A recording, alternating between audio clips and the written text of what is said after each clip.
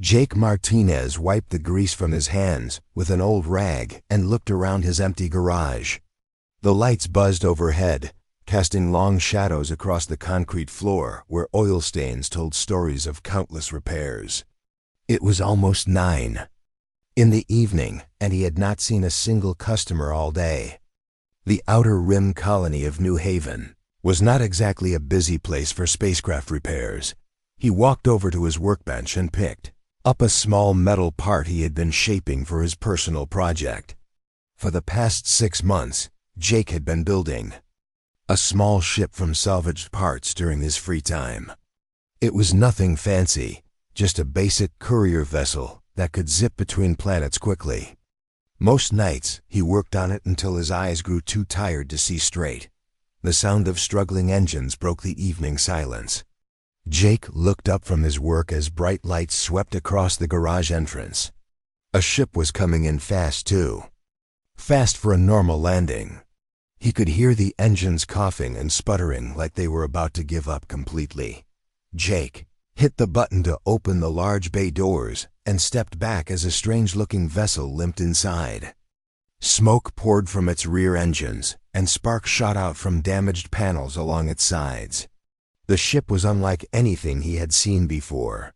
It looked like someone had grown it rather than built it, with curved surfaces that seemed to flow like water. Biomechanical technology, Jake realized.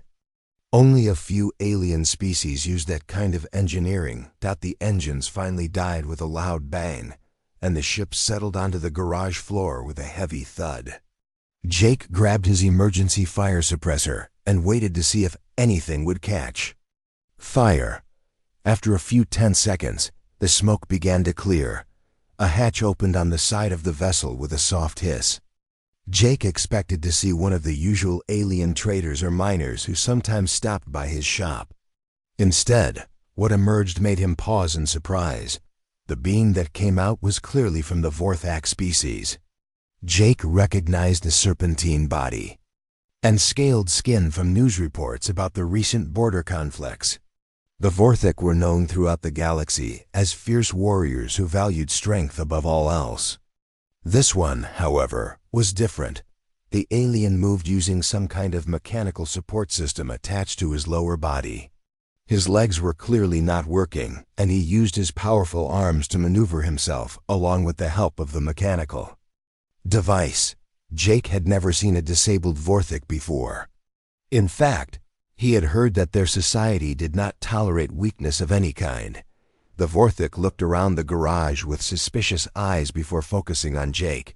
When he spoke, his voice was deep and carried the accent of his species, but his galactic standard was perfect. "Human," the alien said, "my ship requires immediate repair.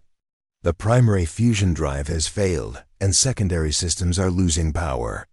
Can you fix Vorthak biomechanical systems, or should I find another facility?" Jake set down the fire suppressor and walked closer to get a better look at the damaged ship. "Well, I have not worked on biomechanical systems much, but I am pretty good at figuring things out. What is your name?" "I am Jake Martinez." The alien seemed surprised by the friendly introduction. "I am called Kethver of the Vorthak Third Fleet." He paused, then added more quietly, "Former Third Fleet." Jake nodded and began examining the ship's exterior damage. "What happened to you out there, Kethver?" "This looks like combat damage." Kethver's expression darkened. "Pirates attacked my transport convoy 3 days ago. My ship was damaged in the fight, and I have been trying to reach a repair facility ever since. The biomechanical systems are failing one by one." As Jake inspected the damage, he noticed how Kethver struggled to move around his own ship. The control panels were clearly designed for someone who could use their entire body, not someone limited to upper body movement. The alien had to stretch and strain to reach basic controls, and some areas were completely inaccessible to him. "How long have you been flying with this setup?" Jake asked, pointing to the mechanical support system. Kethver stiffened. "That is not your concern, human. Can you repair my ship or not?" Jake held up his hands in a peaceful gesture. Sorry, I did not mean to pry. I was just thinking that some of these controls look really hard to reach from your position. Must make flying pretty challenging. For a moment, Kethver said nothing. Then his shoulders seemed to relax slightly. I was injured in battle 8 months ago. My people consider me ... unfit for service now. I have been making my way as an independent trader, but as you can see, it is not easy. Jake felt a surge of sympathy for the alien. He had always believed that everyone deserved a chance to live their life the way they wanted, regardless of their circumstances. Well, let me take a look at these systems and see what I can do. I have got some coffee brewing if you want some. While you wait, Kethver looked confused. You would share your food with me? We are not the same species. Coffee is not really food, and yeah, why not? You look like you have had a rough few days. Jake walked over to the small coffee maker. He kept in the corner of the garage. Besides, I might need your help understanding how these biomechanical systems work. I learn better when I can ask questions. As Jake poured 2 cups of coffee, he could feel Kethver watching him carefully. The alien was clearly not used to being treated with casual kindness, especially by someone from another species. Jake handed Kethver a cup and began examining the ship's internal systems. The biomechanical technology was fascinating. Instead of traditional metal and circuits, the ship used what looked like living tissue combined with mechanical parts. It was beautiful in its own way, but also incredibly complex. This is amazing work, Jake said, running his hand along one of the organic panels. How does the neural interface connect to the biomechanical systems? Kethver seemed surprised by Jake's genuine interest. The ship responds to bioelectric signals from the pilot. It becomes an extension of the body, but only if the body is complete. Jake looked up from the damaged systems. What do you mean? The interface was designed for a fully functional vorthic physiology. Since my injury, I can only access about 60% of the ship's capabilities. Many systems simply do not respond to my neural patterns anymore. Jake nodded thoughtfully. That is a shame. I bet with the right modifications, you could probably access even more than you could before. Different does not always mean worse, you know.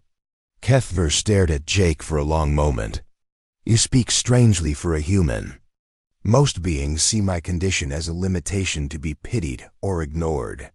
Most beings are not very creative then, Jake replied with a shrug. I have been working on a little project in my spare time. Just a small courier ship, nothing fancy. But I have been thinking about adaptive controls and neural interfaces. Might be interesting to see if some of those ideas could work for someone in your situation. As the evening wore on, Jake worked on diagnosing and repairing the immediate damage to Kethver's ship. The alien found himself drawn into conversation with the human mechanic, sharing technical knowledge and even laughing at Jake's jokes about the quirks of different species engineering approaches. For the first time in months, Kethver felt like someone was seeing him as a person rather than a problem to be solved or avoided. And Jake found himself thinking about possibilities he had never considered before.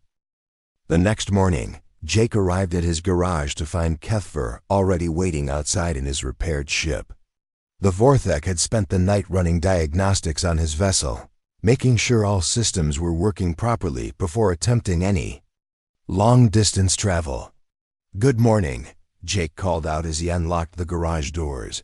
How did the ship handle overnight? The repairs are excellent, Kethver replied, maneuvering his mechanical support system to follow Jake inside. I have not seen this level of craftsmanship in many cycles. But I wanted to ask you about something you mentioned last night. Jake poured himself a cup of coffee and offered another to Kethver, who had surprised himself by enjoying the human beverage. What did I mention? You spoke of adaptive controls and neural interfaces. You said you were working on ideas that might help someone in my situation. Kethver paused, seeming uncomfortable with the admission. I have been thinking about it all night. Jake's eyes lit up with interest. Really? Well, come take a look at what I have been building. He led Kethver to the back corner of the garage, where a sleek, small ship sat under a protective cover. When Jake pulled away the cover, Kethver saw a vessel unlike any he had encountered before. It was smaller than his own ship but had clean, elegant lines that suggested both speed and efficiency. The hull was made from salvaged materials, but everything fit together with precision that spoke of careful planning and skilled workmanship. I call her the Freedom Runner, Jake said with pride. Built her from parts I collected over the past few years. She is not much to look at compared to military ships, but she should be fast and reliable. Kethver moved closer to examine the ship's exterior. The design is interesting. Very different from Vorthic engineering philosophy. Yeah, we humans tend to build things differently. We like efficiency and adaptability over raw power. Jake opened the ship's hatch and gestured for Kethver to look inside. Want to see the control systems I have been working on? The interior of the Freedom Runner was cramped but well organized. What caught Kethver's attention immediately was the pilot's seat and control arrangement. Instead of the traditional setup found in most ships, Jake had created something entirely new. The pilot's chair was more like a supportive cocoon that could adjust to different body types and positions. The control panels were arranged in a semicircle around the seat, all within easy reach of someone sitting down. But most interesting were the neural interface connections that Jake had built into the headrest and armrests. This is remarkable, Kethver said, studying the setup carefully. How does the neural interface work?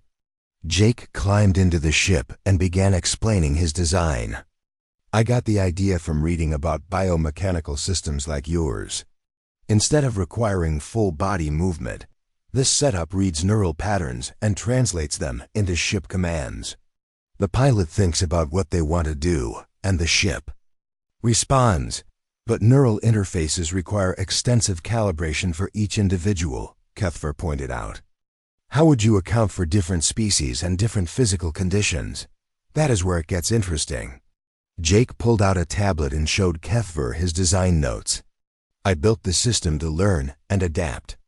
When someone first uses it, the interface maps their neural patterns and figures out the best way to interpret their commands. It does not matter if they can move their legs or if they have different brain structures. The system adapts to them instead of forcing them to adapt to it. Kethver was quiet for a long moment, studying Jake's notes and diagrams. The human's approach was completely different from anything he had seen before. Most technology was designed for the majority and ignored those who were different. Jake's system embraced those differences and used them as strengths. Would this work for someone like me? Kethver asked quietly. I think it would work even better for someone like you, Jake replied. See, most pilots can only use their hands and feet to control a ship. But you have enhanced upper body strength, and your neural patterns are probably more focused because you have learned to compensate for your injury. This system could tap into all of that. Over the next few days, Kethver found himself returning to Jake's garage. His ship was fully repaired and ready for travel, but he kept finding excuses to visit. Sometimes he brought technical manuals about biomechanical systems. Other times he simply watched Jake work on the Freedom Runner. Amy Collins, Jake's part-time assistant, was not sure what to make of the situation. She had worked with Jake for 2 years and knew he sometimes got obsessed with projects, but she had never seen him work with such intensity. Jake, you have been here every night this week until past midnight, Amy said one afternoon as she watched him install new neural interface components. And you are spending your own money on parts for a ship that no one has even asked you to build. Sometimes the best projects are the ones nobody asks for, Jake replied without looking up from his work. Besides, this could help a lot of people. If I can get it right. Amy looked over at Kethver, who was studying the ship's navigation systems. No offense to your friend there, But how many disabled alien pilots do you think are going to show up at our little garage?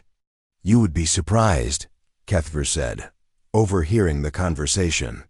There are more of us than most people realize.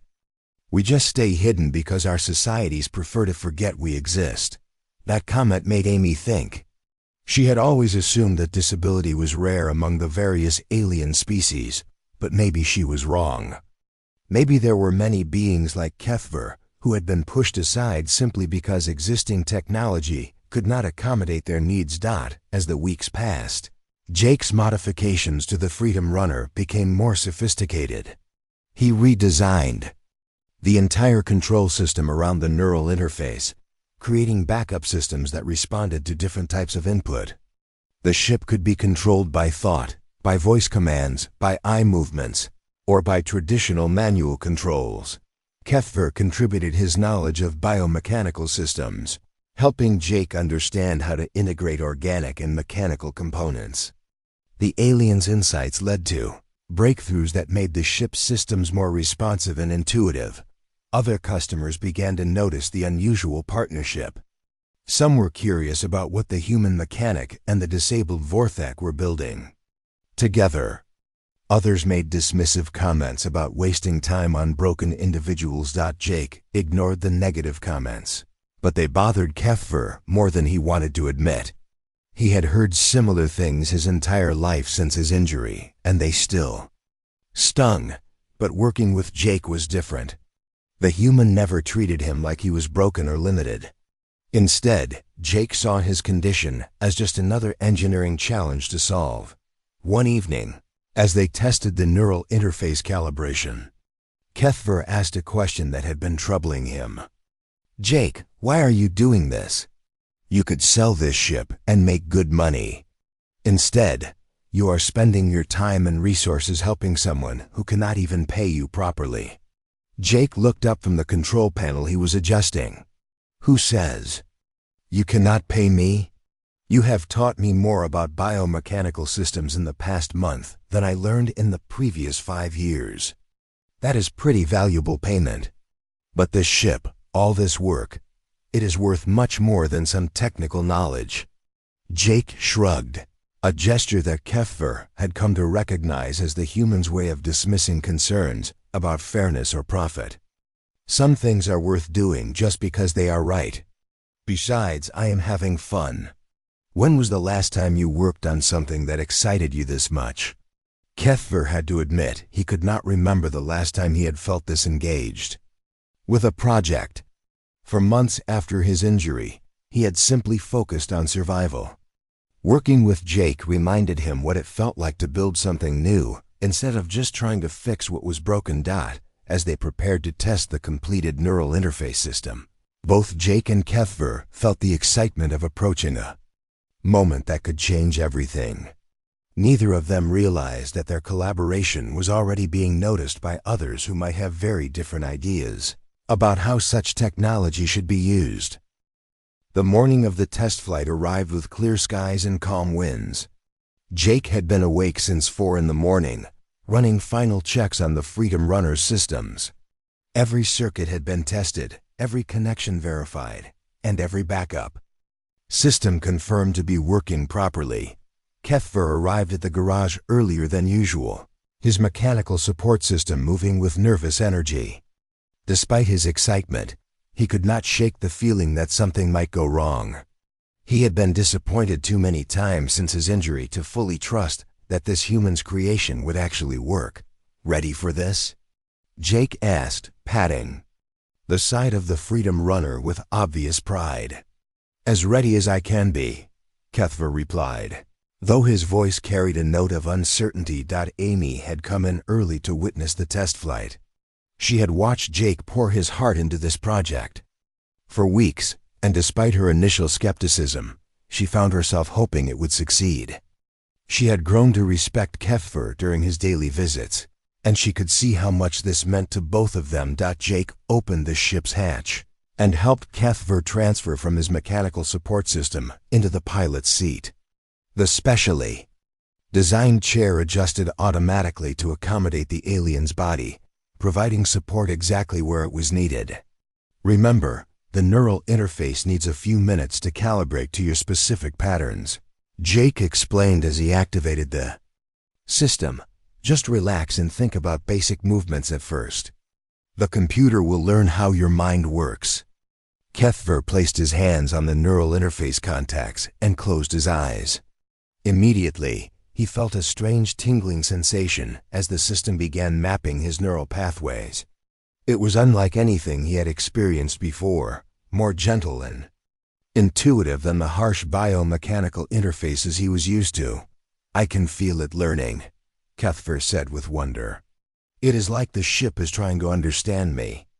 "That is exactly what it is doing," Jake replied from the co-pilot's seat. "The system is building a profile of how you think and react. Once it has enough data, controlling the ship should feel as natural as moving your own body." The calibration process took nearly 10 minutes. During that time, Kethver experimented with different thoughts and intentions, while the neural interface analyzed his patterns. Gradually, he began to feel a connection forming between his mind and the ship's systems. "Calibration complete," the ship's computer announced in a pleasant synthesized voice. "Neural interface ready for flight operations." Jake grinned at Kethver. "This is it. Think about lifting off, and the ship should respond."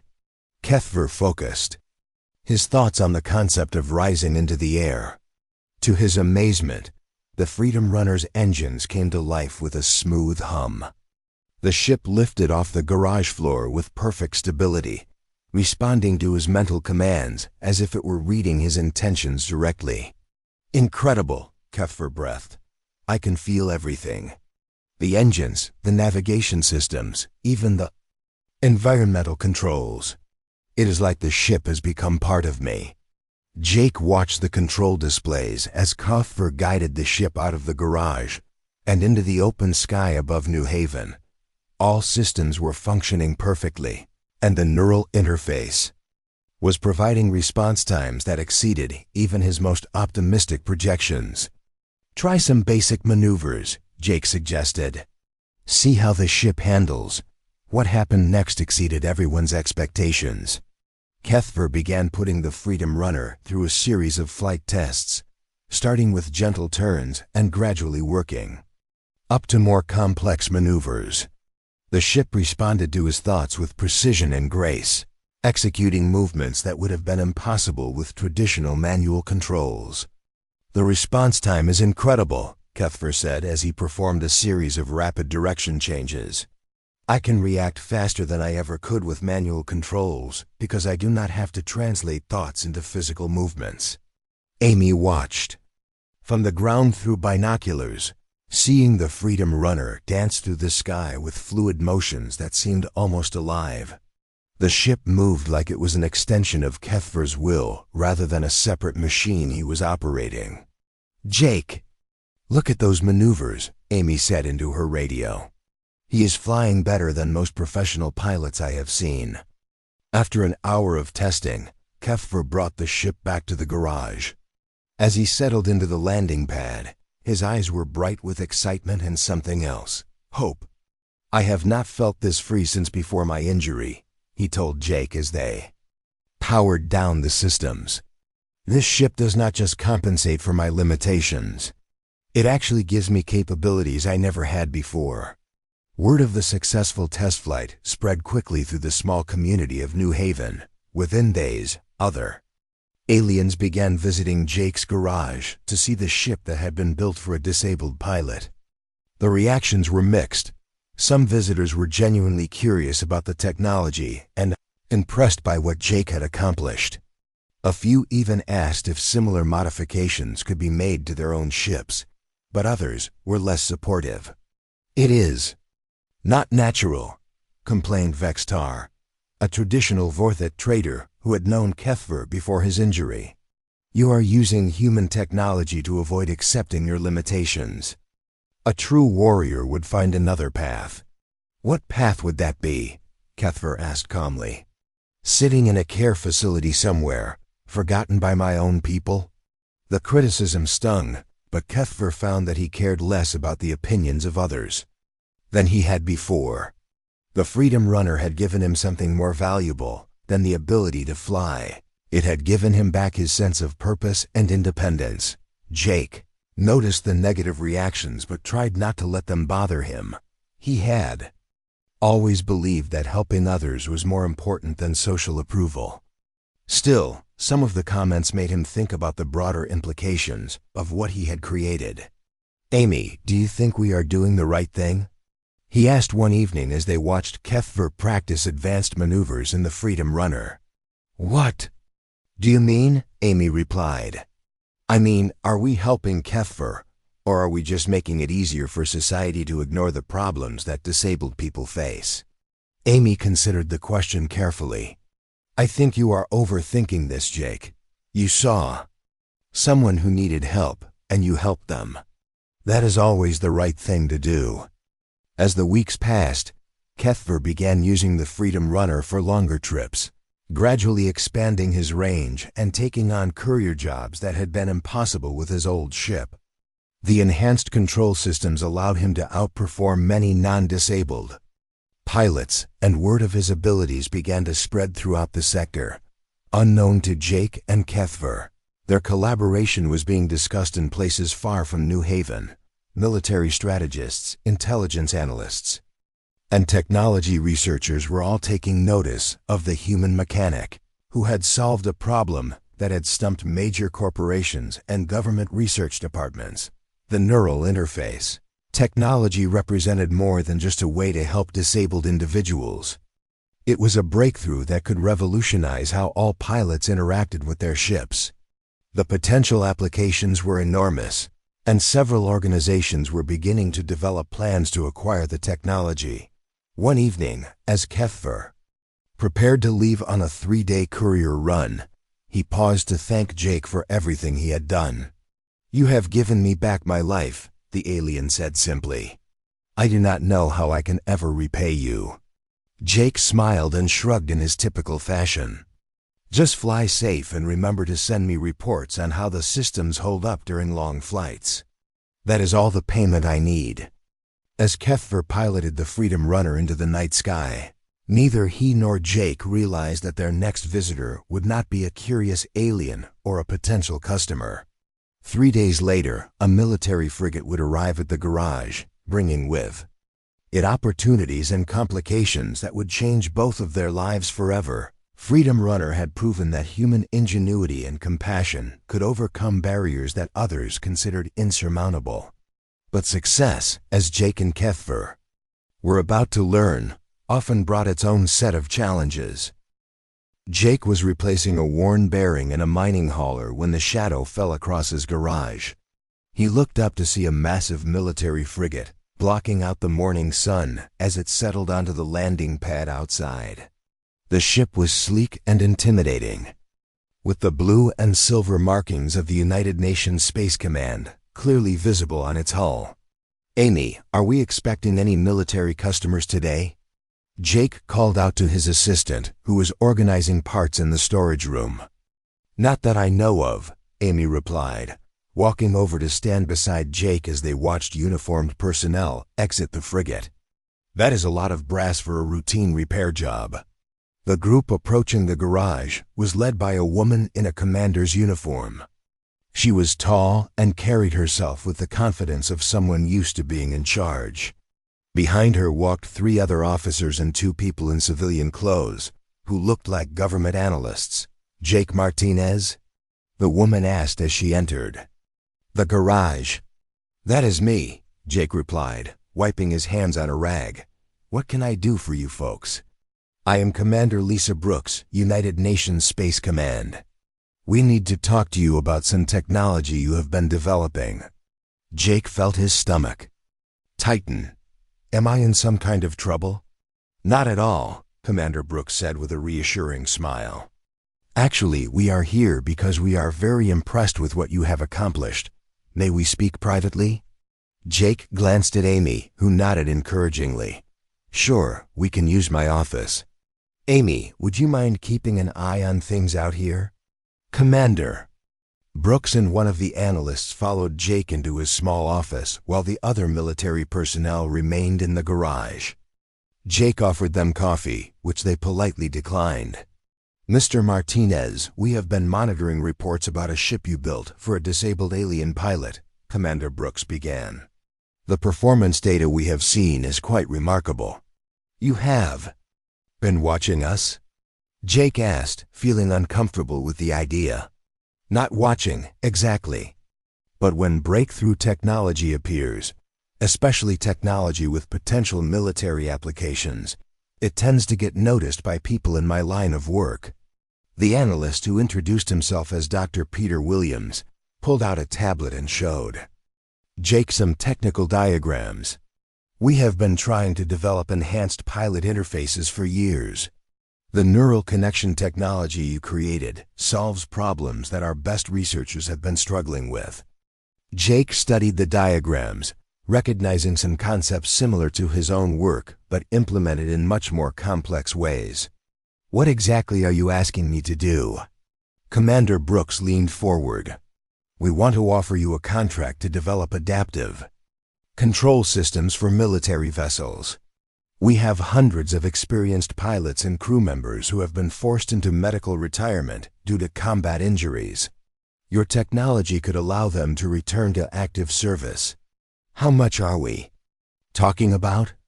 Jake asked, though he was more curious than greedy.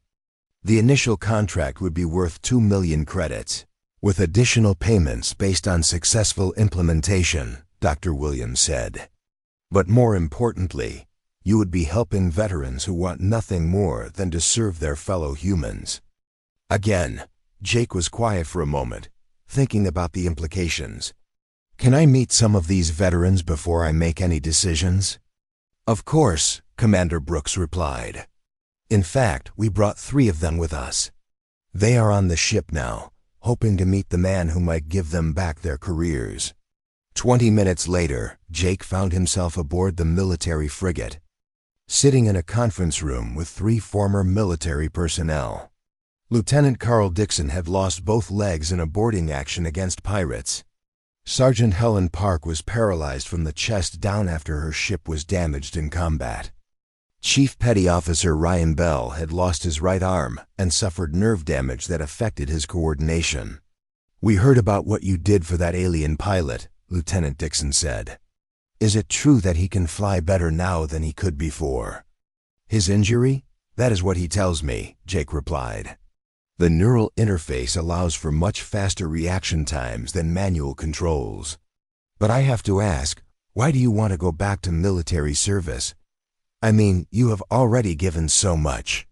"Sergeant," Park answered first, "because this is who we are. We train for years to do these jobs, and we are good at them. Just because our bodies change does not mean our skills and knowledge disappeared. The military taught us that we never leave anyone behind," Chief Bell added. "But when we got injured, it felt like we were being left behind. Your technology might be the way for us to catch back up." Jake spent 2 hours talking with the veterans, learning about their experiences and their hopes for the future. By the end of the conversation, he was convinced that Commander Brooks was offering him a chance to help people who truly deserved it. "I am interested," Jake told the commander as they prepared to leave the ship, "but I have some conditions."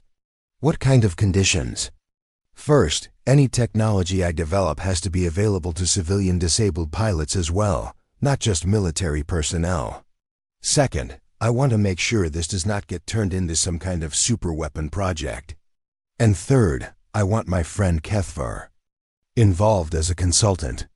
He understands biomechanical systems better than anyone I know." Commander Brooks exchanged glances with Dr. Williams. "The first 2 conditions are reasonable. As for your alien friend, that might be more complicated. Security clearances for non-humans can be difficult to arrange. Then I guess you will have to figure out how to make it work," Jake said with a shrug. "Kethvar helped develop this technology. It would not be right to cut him out now." They were interrupted by Amy's voice over the garage communication system. "Jake, you need to get back here. Keffer just landed, and he brought company. Jake hurried back to the garage to find the Freedom Runner parked beside 3 other ships. Keffer was deep in conversation with several aliens of different species, all of whom appeared to have various physical disabilities. One was missing an arm, another used a mechanical device to support damaged legs, and a third had visible scarring that suggested serious injuries. "Jake, I want you to meet some people," Keffer said as he approached. "This is Zareth from the Centauri Trade Federation, Grixpol from the Mining Guild, and Tavanna from the Independent Pilots Association. They all heard about the Freedom Runner and wanted to see it for themselves." Zareth, the one-armed alien, spoke first. "Keffer tells us you built a ship that adapts to the pilot instead of forcing the pilot to adapt to the ship. Is this true?" "That was the idea," Jake replied, glancing nervously at Commander Brooks, who was listening intently to the conversation. "We represent organizations with many disabled members," Grixpol explained. "People who were told they could no longer work because existing technology could not accommodate their needs. If your system works as well as Keffer claims, it could change everything for us." Tavanna stepped forward. "We are prepared to offer significant compensation for access to this adaptive technology. Our people have been waiting for something like this for a long time." Jake suddenly realized that the situation had become much more complicated than he had expected. He had a military commander offering him a lucrative contract, veterans who needed his help, and now alien organizations wanting to purchase his technology. Everyone seemed to want something from him, but he was not sure if their goals were compatible. "I appreciate everyone's interest," Jake said carefully, "but I need some time to think about all of this. This technology was developed to help one person, and now it seems like it might help many people. I want to make sure I handle this responsibly." Commander Brooks stepped forward. "Mr. Martinez, I understand that you are being pulled in many directions, but I should mention that we have detected increased chatter about your work among various factions. Some of them may not have the same noble intentions as the people in this room." "What kind of factions?" Jake asked, though he suspected he already knew the answer. "Pirates, smugglers, and other criminal organizations. Technology that can enhance the capabilities of disabled crew members would be very valuable to groups that operate outside normal legal restrictions." Jake felt a chill as he realized that his simple act of kindness toward Keffer had attracted attention from people who might use his invention for harmful purposes. The decision he made in the next few days could affect not just disabled pilots throughout the galaxy, but also the balance of power between legitimate organizations and criminal groups. As he looked around at the faces surrounding him, military officers, alien representatives, and his friends Amy and Keffer, Jake realized that his quiet life as a small-town mechanic was about to change forever. The question now was whether he could find a way to help the people who deserved it while keeping his technology out of the wrong hands. The next 3 days brought a steady stream of visitors to Jake's garage. Representatives from mining companies, shipping corporations, and medical organizations all wanted to discuss licensing agreements for the adaptive technology. Jake felt overwhelmed by the constant meetings and the pressure to make decisions that could affect thousands of beings across the galaxy. On the 4th morning, Jake woke up to find his garage surrounded by news crews and curious onlookers. Word had leaked about the military's interest in his technology, and suddenly everyone wanted to know about the human mechanic who had built a miracle ship for a disabled alien. "This is getting out of hand," Amy said as she helped Jake push through the crowd to reach the garage entrance. "We have had reporters asking questions since 6 this morning." Inside the garage, Jake found Commander Brooks waiting with a grim expression on her face. Beside her stood several officials he did not recognize, including a stern-looking woman in an expensive suit. "Mr. Martinez, we need to talk," Commander Brooks said. "The situation has become more complicated than we anticipated." The woman in The suit stepped forward. I am Director Sarah Chun from the Department of Technology Security. We have intelligence suggesting that several hostile groups are planning to acquire your adaptive technology by force, if necessary. Jake felt his blood run cold. What kind of hostile groups? Pirates mostly, but also some mercenary organizations that work for the highest bidder, Director Chen replied. Your invention could give disabled crew members capabilities that exceed those of non-disabled personnel.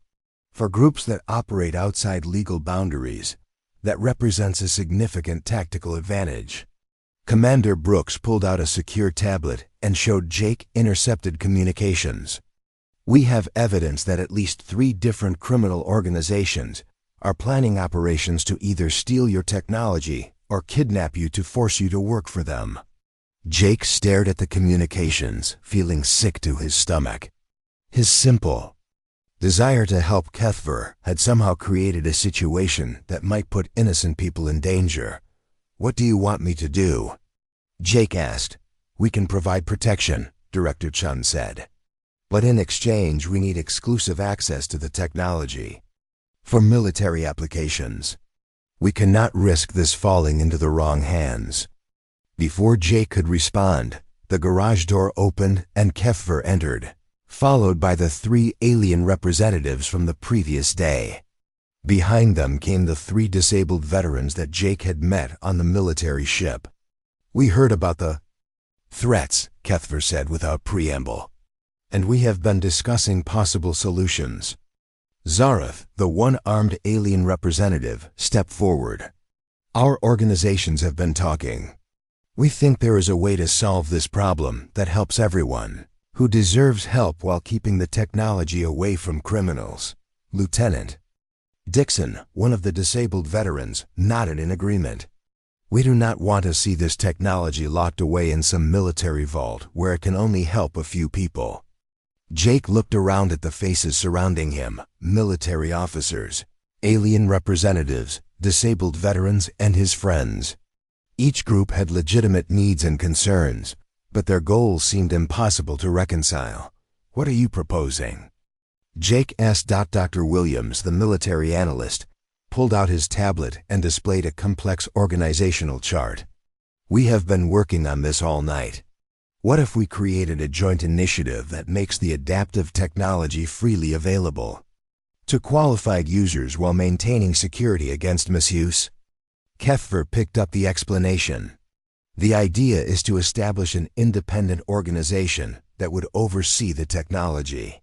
Military forces, civilian organizations, and alien governments would all contribute resources, but no single group would control access. How would that prevent criminals from getting the technology? Commander Brooks asked. Sergeant Park, the paralyzed veteran, answered. By making it freely available to legitimate users, you remove the black market value. Criminals want things they cannot get legally. If disabled pilots can access this technology through normal channels, there's no reason to steal it. Director Chun looked skeptical. That assumes criminals would only use this for disabled crew members. What if they use it to enhance the capabilities of their existing personnel? That is where the security protocols come in, Zareth explained. The neural interface technology requires extensive calibration and training. You cannot just install and start using it. Plus, we can build in safeguards that prevent misuse. Jake listened to the discussion, impressed by how much thought everyone had put into solving this problem. But he still had concerns about giving up control of his invention. Who would run this organization? Jake asked. You would, Amy said, speaking up for the first time. This is your technology, Jake. You should have the final say in how it gets used. Tivana, the 3rd alien representative, nodded enthusiastically. We propose that you head the Interspecies Adaptive Technology Initiative.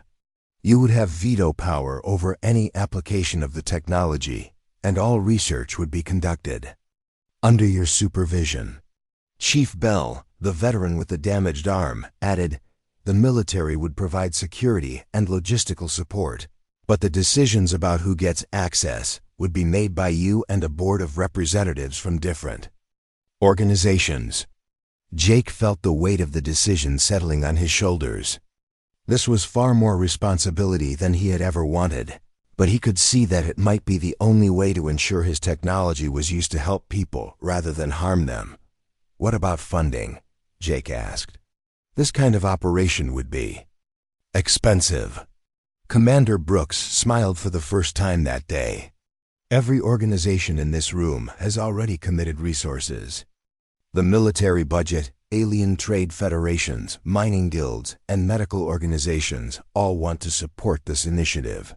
Dr. Williams pulled up another display showing a proposed facility. We have identified a location that could serve as headquarters for the initiative. It is secure but accessible to representatives from all major species and organizations. Jake looked around the room one more time, then walked over to the Freedom Runner and placed his hand on its hull. This small ship had started everything, born from his simple desire to help a friend who had been written off by his own society. "All right," Jake said finally. "Let us do this. But I have one condition that is not negotiable." "What is that?" Director Chun asked. "HFY becomes my second in command. This whole thing started because I wanted to help him, and I am not going to leave him behind now." HFY's eyes widened with surprise and gratitude. "Jake, I thank you." "Do not thank me yet," Jake replied with a grin. "You are about to become very busy." 6 months later, Jake stood in the main hangar of the Adaptive Technology Research Center, watching as dozens of modified ships prepared for departure. Each vessel had been customized for pilots with different disabilities and species requirements. Some were military ships heading out on patrol missions. Others were civilian craft carrying disabled pilots who had thought their flying days were over. Amy had become the facility's operations manager, coordinating between the various organizations that supported the initiative.